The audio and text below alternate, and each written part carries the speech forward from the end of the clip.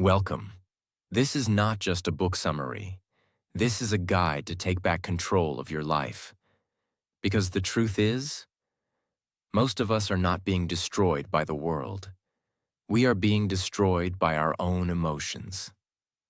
This book, Master Your Emotions by Thibaut Maurice, is not just something you listen to. It's something you feel. It's something you carry with you.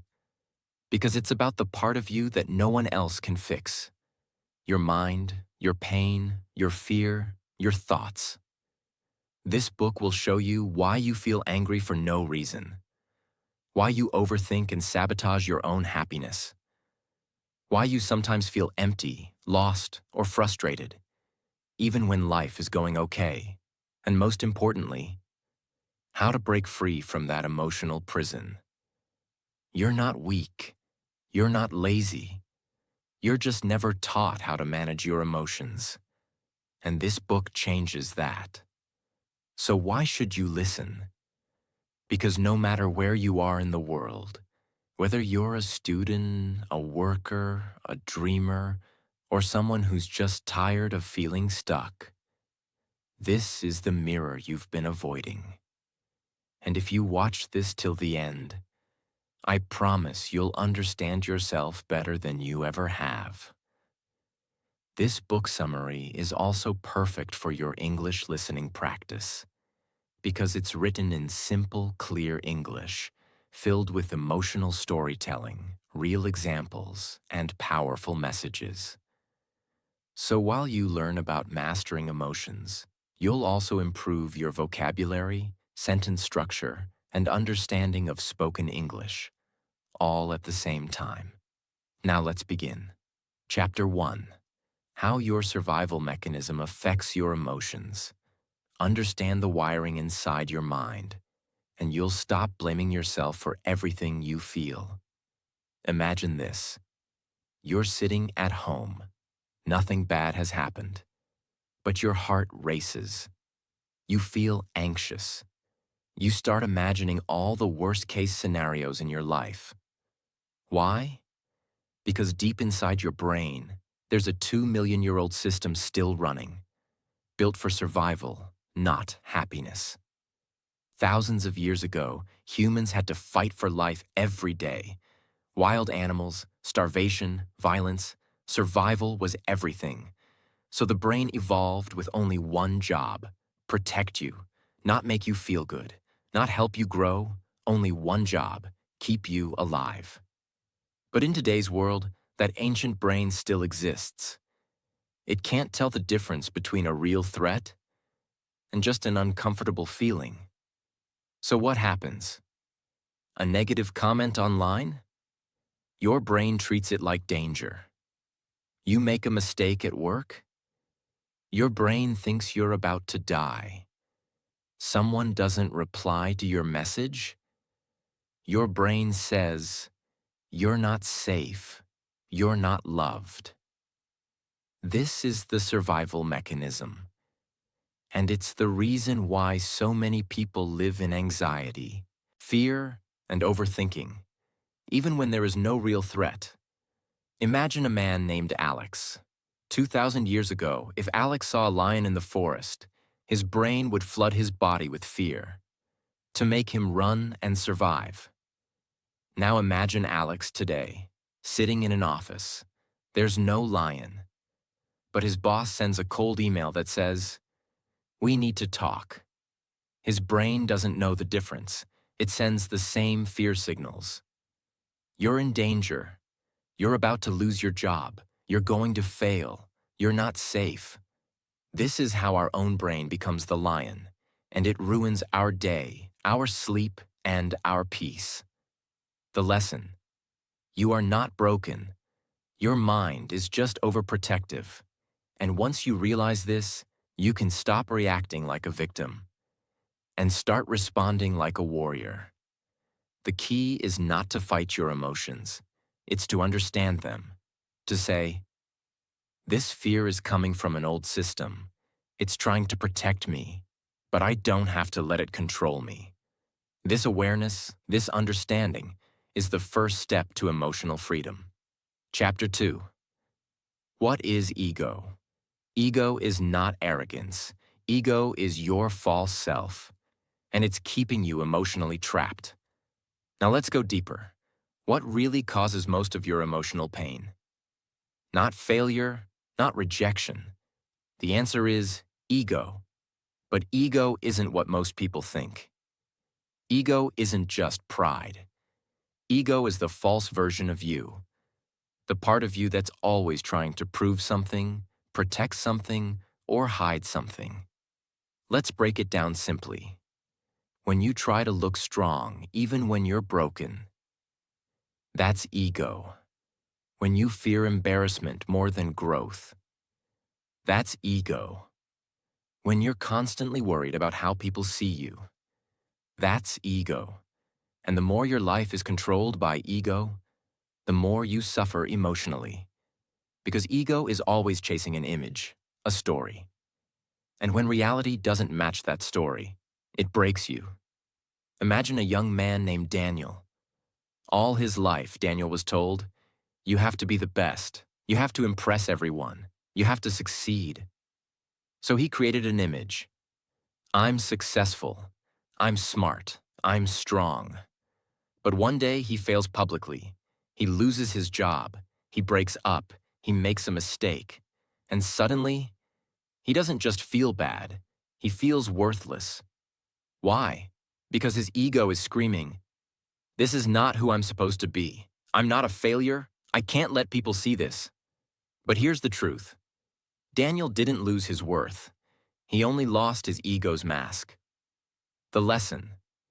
Ego is the source of emotional fear. It makes you afraid to be seen, as imperfect, as human. To master your emotions, you must begin letting go of this mask. You must become comfortable being real, not perfect. Say this to yourself. I am not my titles. I am not my followers. I am not how people see me. I am who I am, and that's enough. This shift in identity breaks the emotional chains created by ego. Chapter 3. Nature of emotions. If you don't understand your emotions, you'll always be a slave to them. We live in a world that constantly tells us one lie. Your emotions are the problem. But that's not true.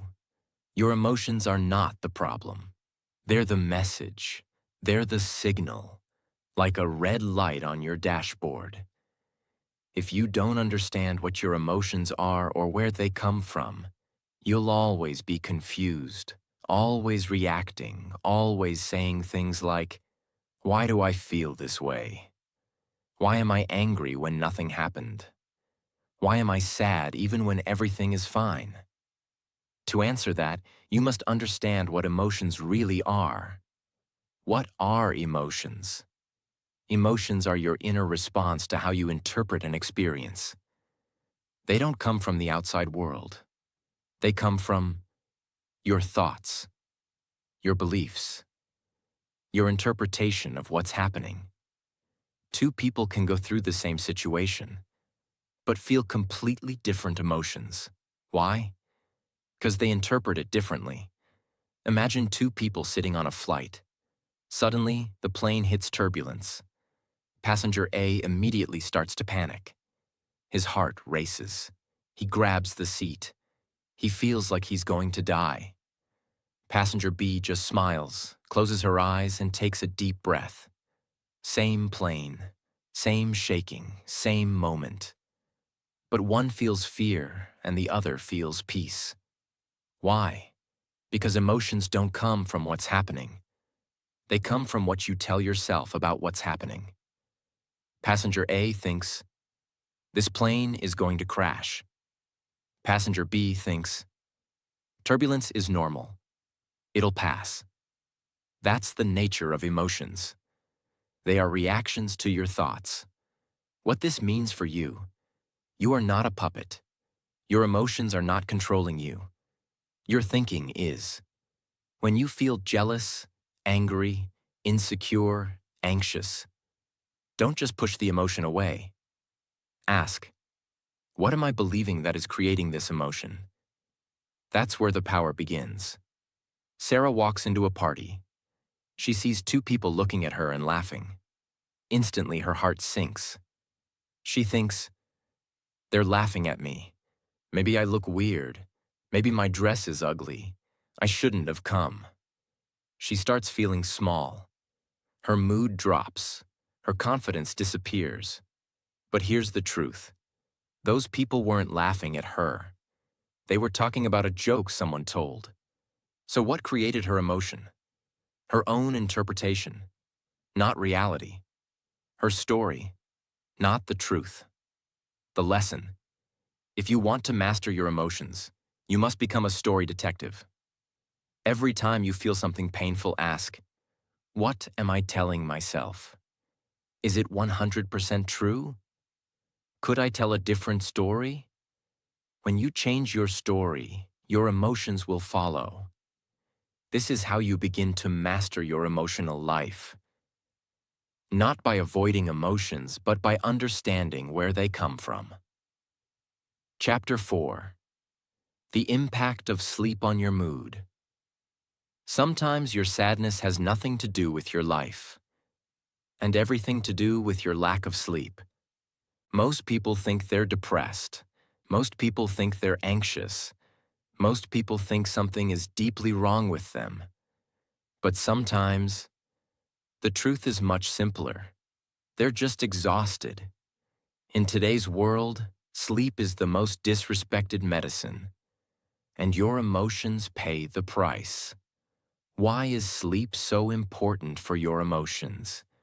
Because sleep is when your brain cleans emotional toxins, your body regenerates your nervous system, your mind resets emotional balance.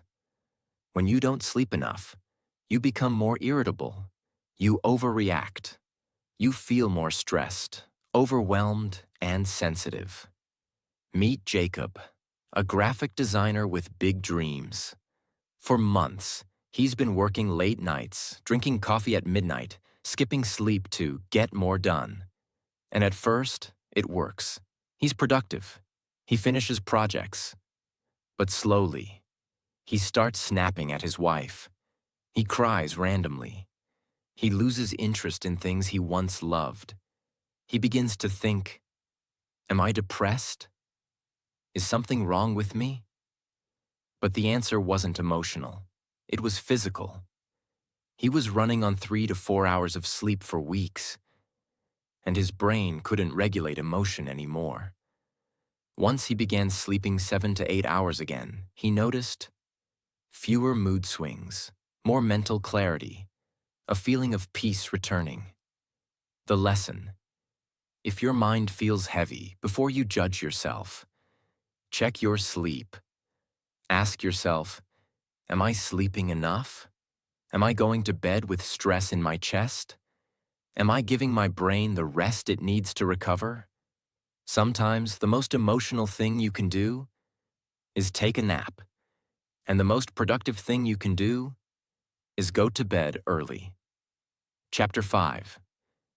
Use your body to influence your emotions. Your posture is not just a position. It's a message to your brain. Most people think emotions are mental only, but your body and emotions are deeply connected. Your body sends signals to your brain all day long, and those signals shape your mood. If you want to feel powerful, you must begin by moving powerfully. If you want to feel confident, you must begin by standing like someone who is. How body affects emotions. When you stand tall, your brain releases more confidence chemicals. When you breathe slowly, your heart slows down. When you smile, even fake, your brain starts releasing dopamine, the happy chemical. The body creates emotion, not just the mind. Imagine a girl named Emily. She's smart, kind, and has dreams of being a speaker. But every time she walks into a classroom, she shrinks her shoulders, lowers her head, avoids eye contact. She sits at the back, never raises her hand. She doesn't realize this, But her body is sending a message to her brain. I'm not enough. I don't belong. I want to disappear. So her brain begins to feel anxious, nervous, insecure. One day, her coach tells her, try something different tomorrow. Walk in with your shoulders back, chin up, sit in front, smile, breathe deeply, take space. She tries it, and everything changes.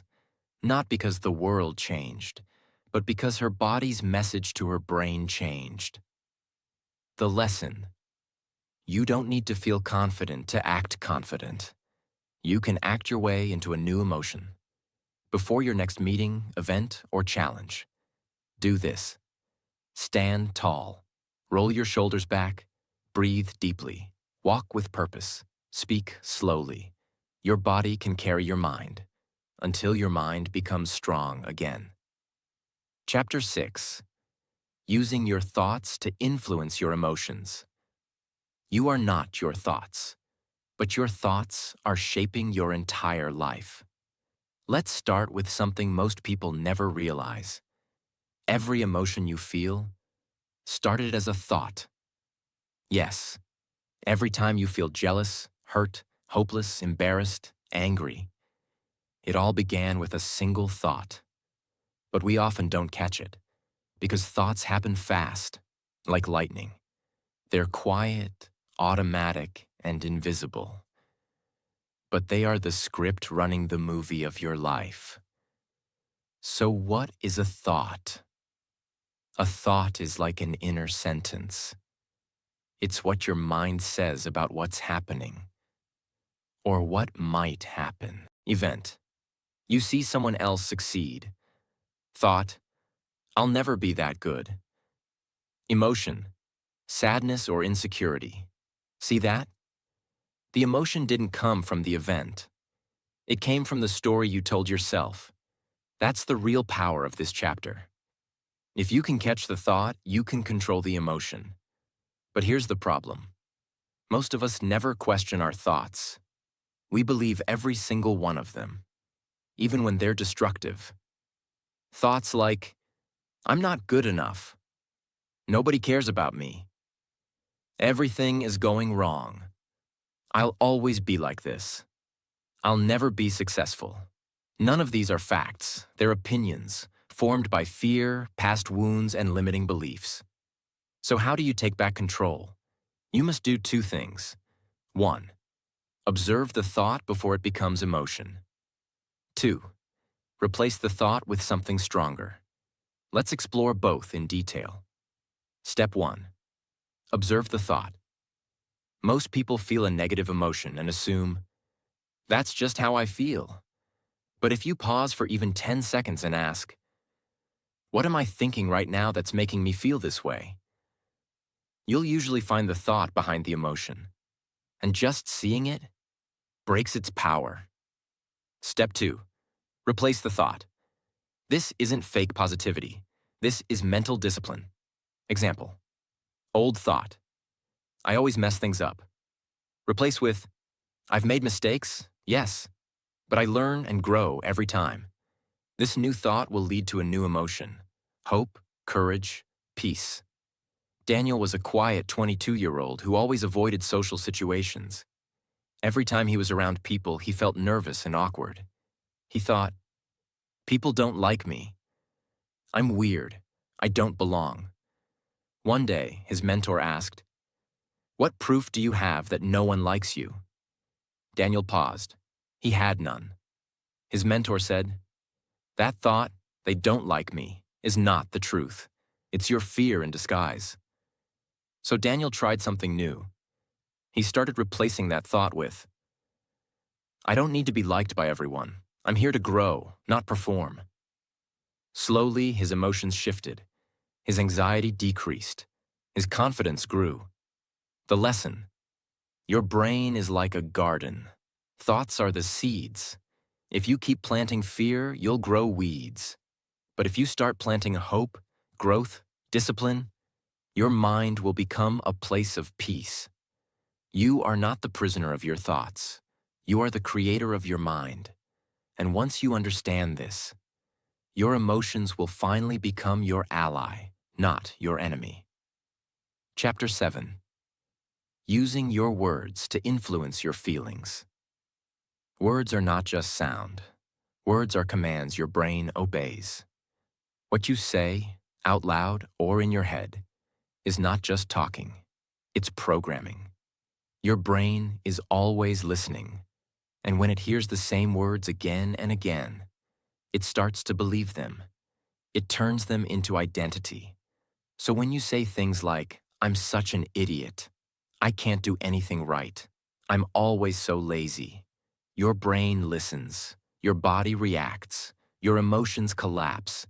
Your words create your emotional world. The problem is, most people speak to themselves like an enemy. You'd never talk to your best friend the way you talk to yourself. Would you ever say to a loved one, "You're a failure. You're useless. You'll never make it"?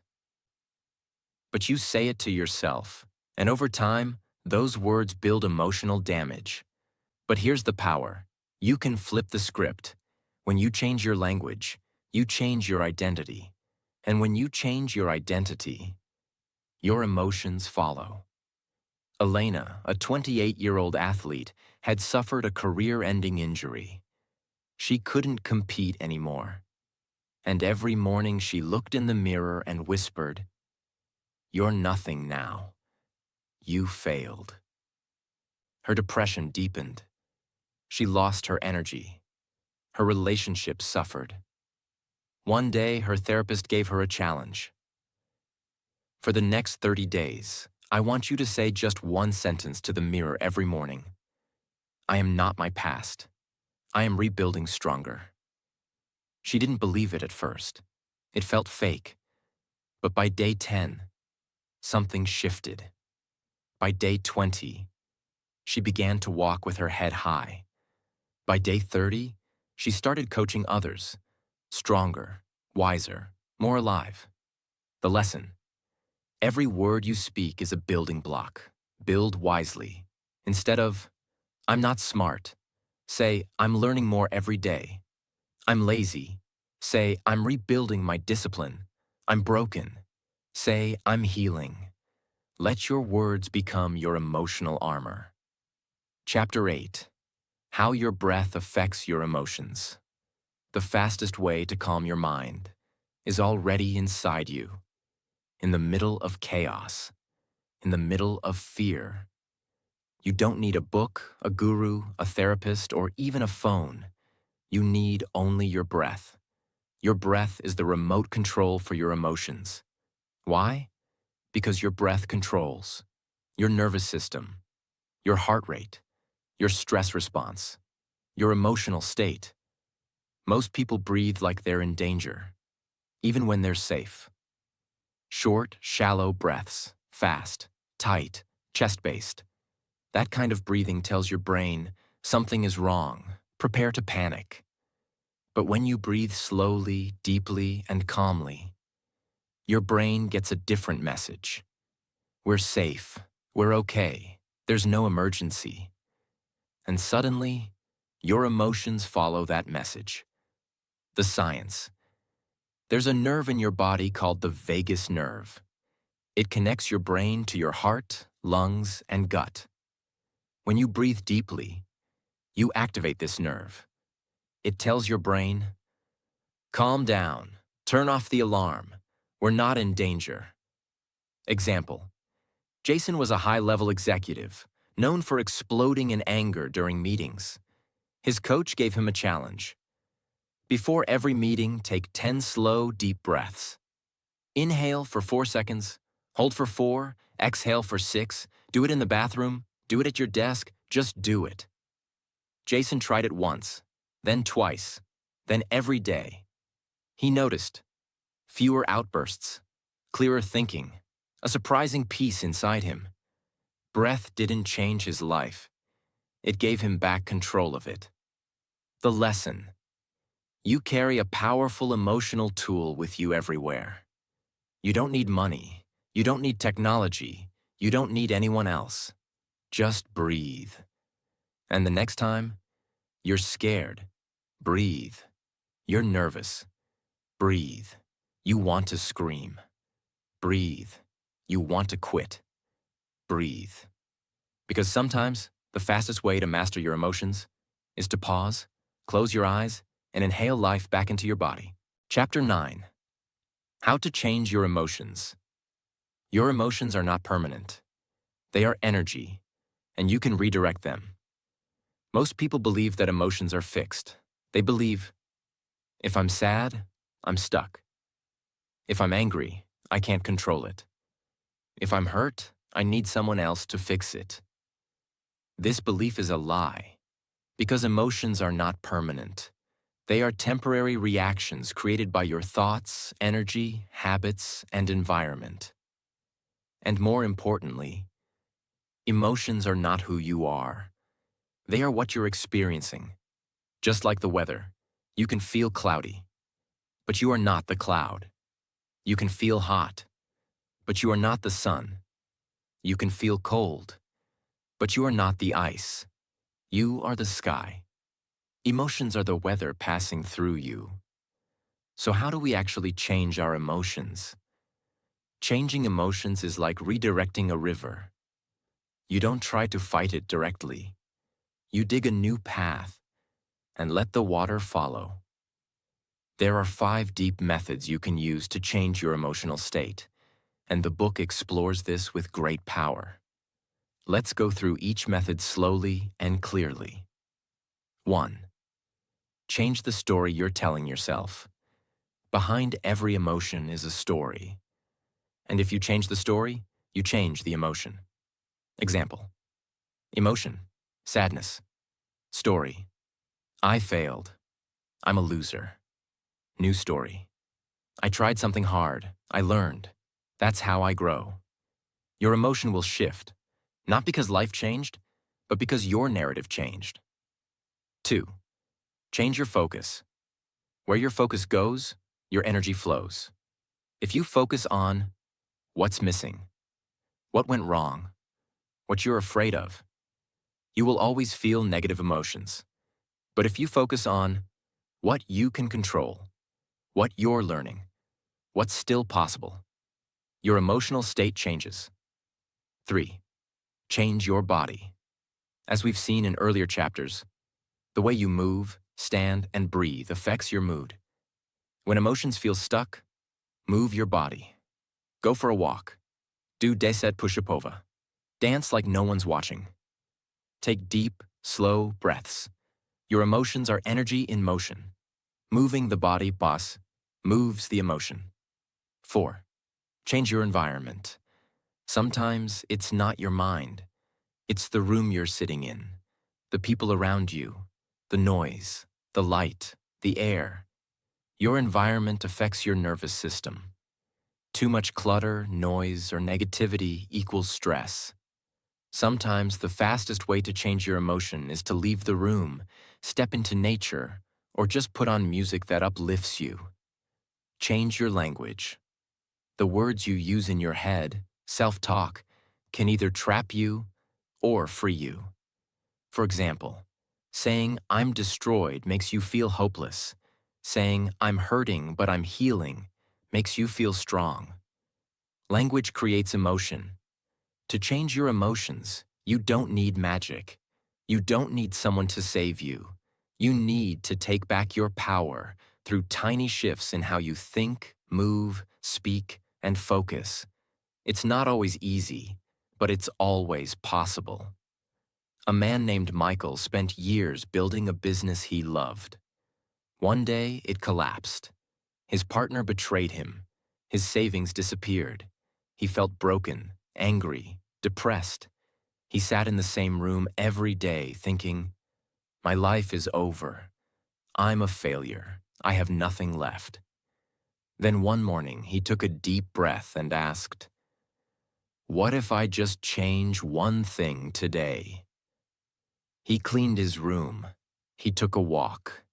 He called an old friend. He wrote down a new story. This is not my end. This is my beginning. Nothing outside changed, but inside, everything shifted. His emotions began to lift. His energy returned.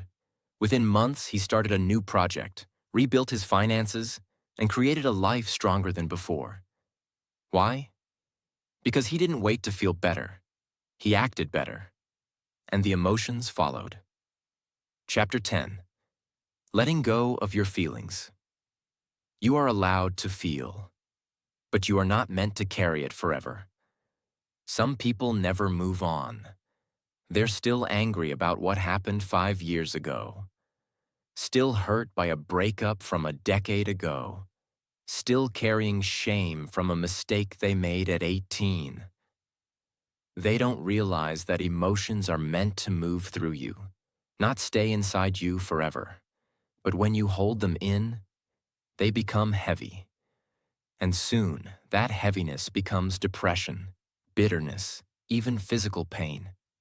This chapter teaches something profound. You don't let go by forgetting. You let go by feeling completely, and then releasing gently. Why do people hold on to pain? Because pain feels powerful. It gives them a reason to avoid risk. It gives them an identity. It makes them feel like victims. It gives them attention or sympathy. But here's the cost. You can't hold on to pain and still move forward. You have to choose. How to actually let go of emotions. Letting go is not pretending it didn't happen. It's allowing the emotion to fully come, and then breathe it out. Here's the process, step by step. 1. Name it. I'm feeling anger. 2. Allow it. Don't judge it. Just feel it in your body. 3. Feel it fully. Let the tears come. Let the shaking happen. Let the breath be shallow. 4. Breathe and soften. As the wave peaks, take a deep breath and exhale. 5. Choose a new story. Ask, what do I want to carry forward? Anna had a complicated childhood. Her father was emotionally abusive, critical, distant. Even after he passed away, she still carried the hurt. She blamed him for her insecurity, her failed relationships, her low confidence. One day in therapy, she was asked, "Do you want to carry this pain for another 30 years? Or are you ready to feel it and free yourself?" She cried for hours. She wrote a letter to her father she'd never send. She screamed. She forgave. Not because he deserved it, but because she deserved peace. And in that moment, the chains broke. She didn't forget the past, but it no longer ruled her emotions. The lesson. Letting go is not weakness. It's the bravest thing you'll ever do, because it means you're ready to grow, ready to heal, ready to stop being a prisoner of pain and start becoming the author of your life again. Chapter 11.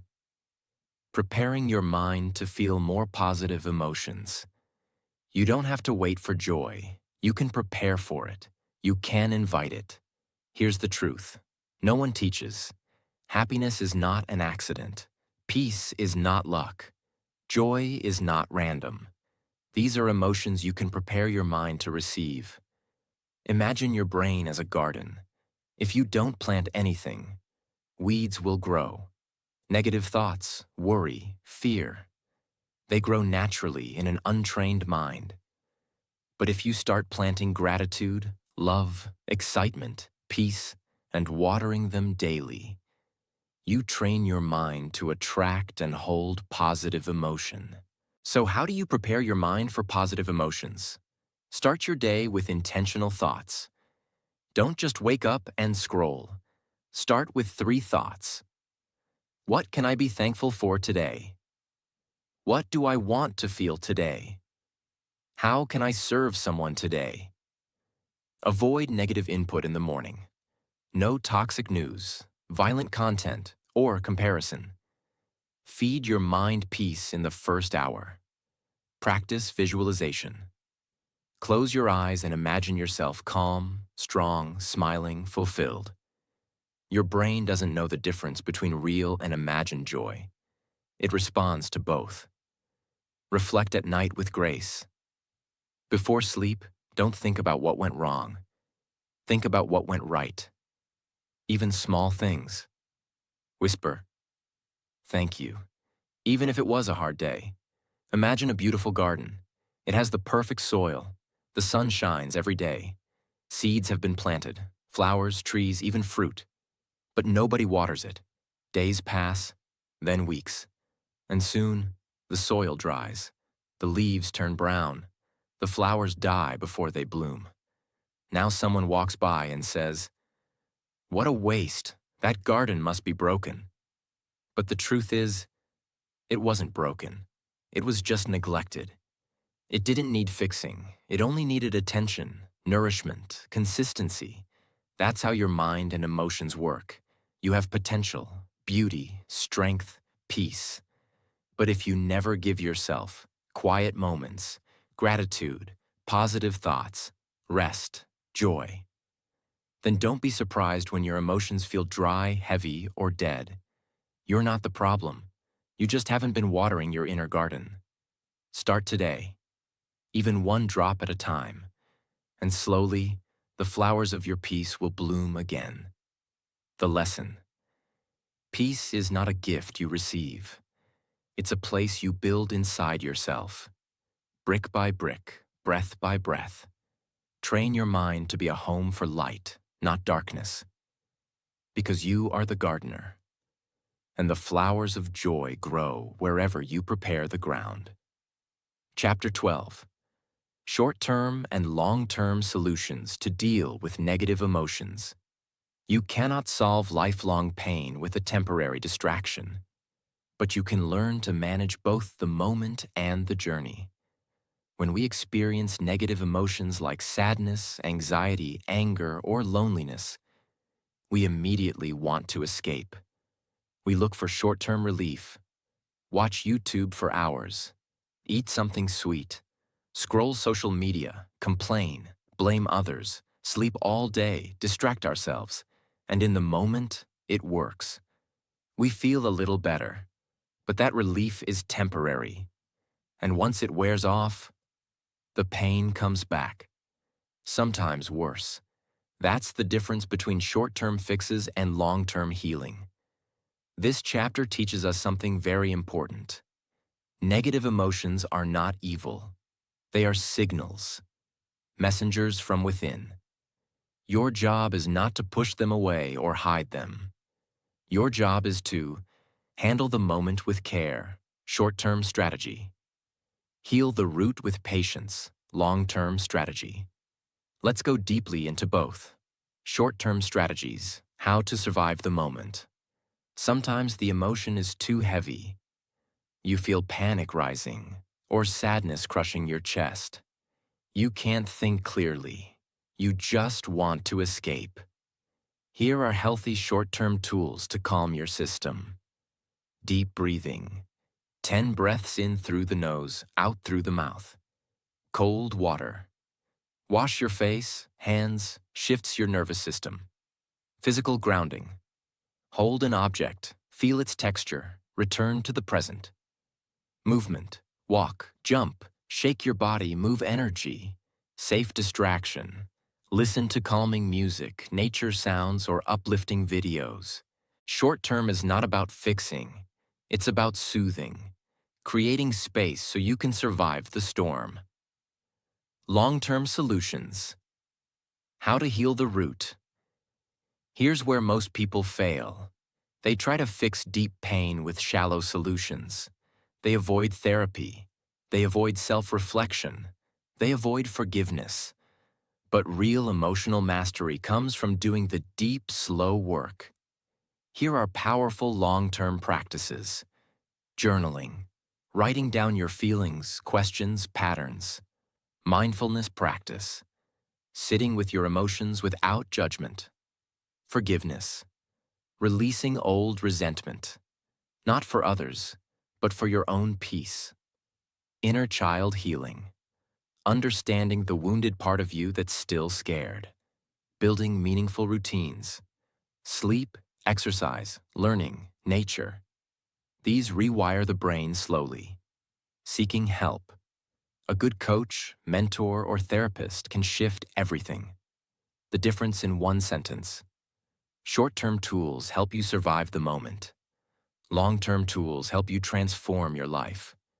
You need both. You deserve both. And if you practice them patiently, your negative emotions will stop being your enemy and start becoming your guides. Chapter 13. How emotions can guide you in the right direction.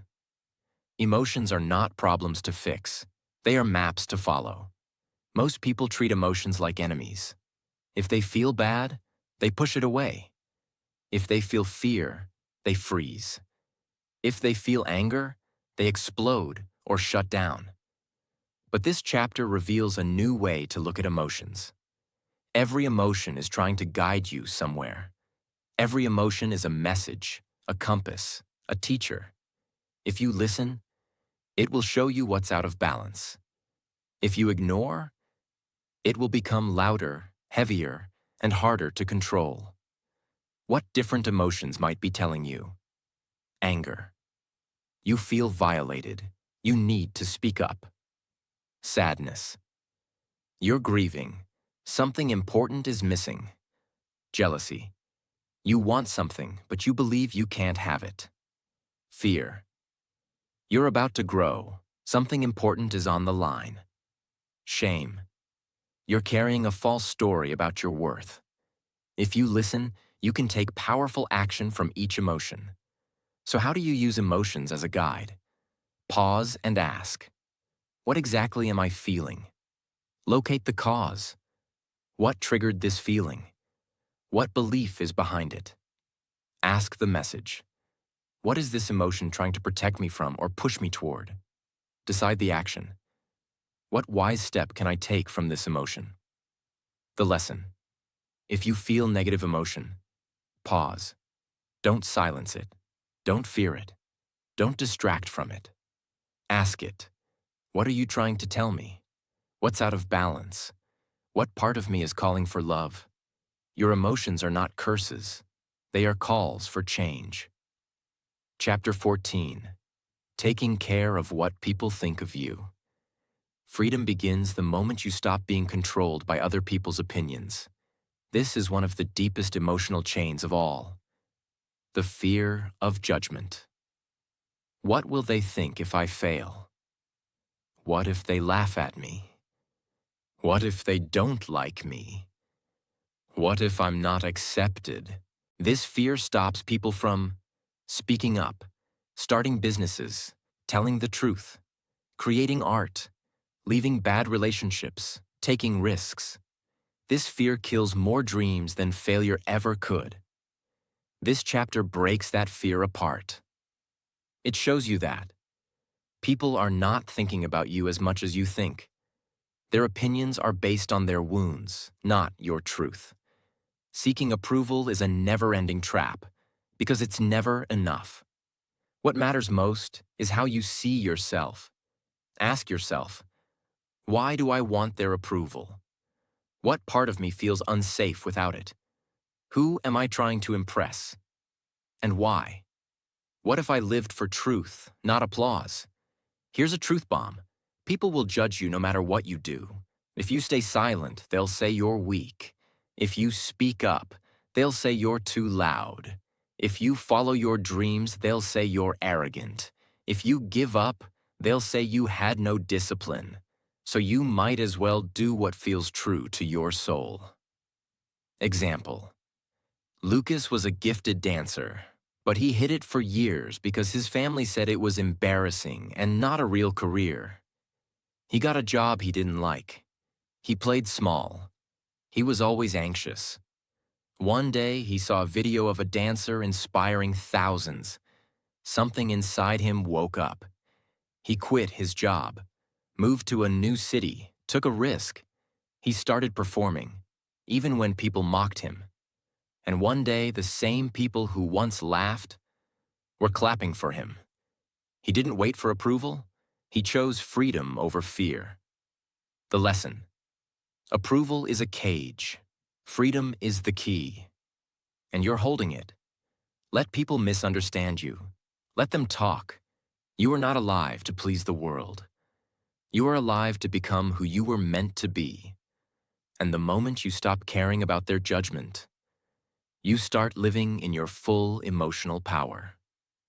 Chapter 15. Lack of motivation. When your soul feels tired, it's not because you're weak. It's because your mind, body, and heart are out of alignment. Lack of motivation is not laziness. It's not stupidity. It's not a lack of talent. It's a sign, a signal, a message from deep inside that something is not right. Maybe you've felt it. You wake up tired, even after 8 hours of sleep. You know what you should do, but still don't do it. You lose interest in things that used to excite you. You feel like every day is the same. You start saying, "What's the point?" This chapter is not about giving you cheap tricks like make a to-do list or set a timer. It goes much deeper. Because real motivation doesn't come from pressure. It comes from alignment, when your actions, values, energy, and purpose are walking in the same direction. Why do we lose motivation? Let's explore the 5 deepest reasons. 1. You're emotionally exhausted. When you carry too much stress, guilt, shame, or grief, your emotional system burns out. It's not that you don't want to take action. It's that you've lost the energy to care. 2. You're disconnected from purpose. You're doing things that don't excite your spirit. You're living on autopilot. Your soul is screaming for meaning, but your routine is full of noise. 3. You're overwhelmed by pressure, too many tasks, too many expectations. So your brain shuts down and says, "Let's do nothing instead." 4. You're trapped in perfectionism. You wait for the right moment, the perfect plan, the complete clarity, but it never comes. So you stay frozen. 5. You're comparing your journey to others. You scroll online and feel behind. You think, everyone is ahead. Why even try? And the result of all this? You stop moving. But inside, you're still hurting. So how do you rebuild motivation? This chapter offers a radical truth. Don't chase motivation. Create motion. Even the smallest action, a 10-minute walk, a cold shower, a single journal entry, can reawaken the fire inside. Do something, anything, not to achieve, but to remind yourself that you're alive. You also rebuild motivation through love. Love for your future self. Love for the dream inside you. Love for the person you're becoming. Discipline without love becomes torture, but discipline powered by love becomes unstoppable. Imagine a big mountain standing alone in the cold. There are no flowers, no birds, no colors, just rocks, dry trees, and cold air. People walk by and say, "This mountain is dead. Nothing will grow here again." But deep inside the mountain, something is happening. The snow is melting slowly. The water is moving under the ground. The seeds are resting quietly. The roots are getting stronger, but no one can see it. The mountain is not dead. It's just waiting, preparing, resting. Then, one day, the sun returns, and everything begins to change. Flowers bloom again, water flows down the mountain, green leaves grow on the trees, life returns, all because the mountain was quietly rebuilding, even when no one believed in it. The lesson: if you feel unmotivated, it doesn't mean you're broken. It means something inside you needs to be healed, heard, and reconnected. Return to your values. Remove comparison. Do one small thing. Trust the fire will come back, because it will. And when it does, you won't just feel motivated. you'll feel alive again. This is not the end of a book. This is the beginning of a new version of you. Now you've walked through every emotion. You've seen your fear, your sadness, your shame, your anger, not as monsters to run from, but as messengers to learn from.